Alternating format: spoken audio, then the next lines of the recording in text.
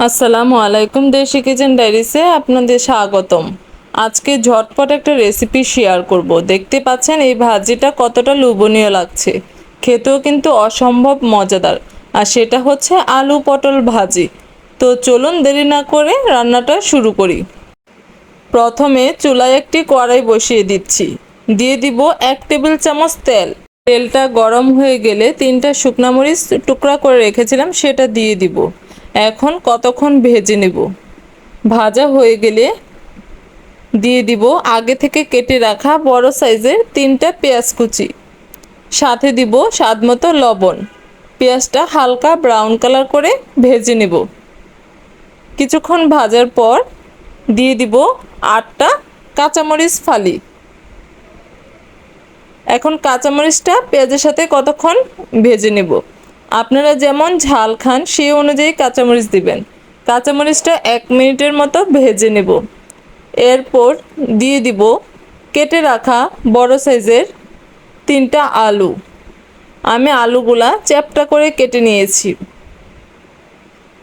এখন দিয়ে দিব কেটে রাখা হাফ কেজি পটল। দেখতে পাচ্ছেন পটলগুলা গোল করে কেটে নিয়েছি। এখন পেঁয়াজ কাঁচামরিচের সাথে আলু পটলটা ভালো করে মিক্সড করে নেব। চুলার আঁচ হাই হিটে রেখেই রান্না করব। কোনো ঢাকনা দিয়ে ঢেকে দেওয়া যাবে না। 5 মিনিট হাই হিটে রেখে রান্না করব। লো হিটে রান্না করলে প্রচুর পানি উঠে যাবে। ভাজিতে যদি পানি পানি ভাব থাকে তাহলে খেতে ভালো লাগবে না, ভাজিটা ঝরঝরে হবে না। এখন দিয়ে দিব কেটে রাখা ধনিয়া পাতা কুচি। ধনিয়া পাতা কুচিটা দিয়ে ভালো করে মিক্সড করে ঢাকনা দিয়ে ঢেকে দিব। এই পর্যায়ে চুলার আঁচটা মিডিয়াম টু লো হিটে করে দিব, কারণ এখন আলু পটলটা সিদ্ধ হতে দিব। এইভাবে রান্না করব 15 মিনিট।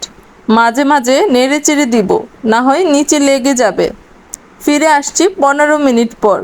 ফিরে আসলাম 15 মিনিট পর। দেখতে পাচ্ছেন আমার ভাজিটা হয়ে গিয়েছে, আর কালারটা কত সুন্দর হয়েছে। এই ভাজিটা গরম ভাতের সাথে খেতে অসাধারণ লাগবে। অনায়াসে 1 প্লেট ভাত খাওয়া যাবে। আমার আজকের রেসিপিটি আপনাদের কেমন লাগলো অবশ্যই কমেন্ট করে জানাবেন। আজকের ভিডিওটি যদি ভালো লেগে থাকে তো প্লিজ ভিডিওটিতে লাইক, শেয়ার, কমেন্ট এবং সাবস্ক্রাইব করতে ভুলবেন না। আজকের মতো এইখানে শেষ করছি। আল্লাহ হাফেজ।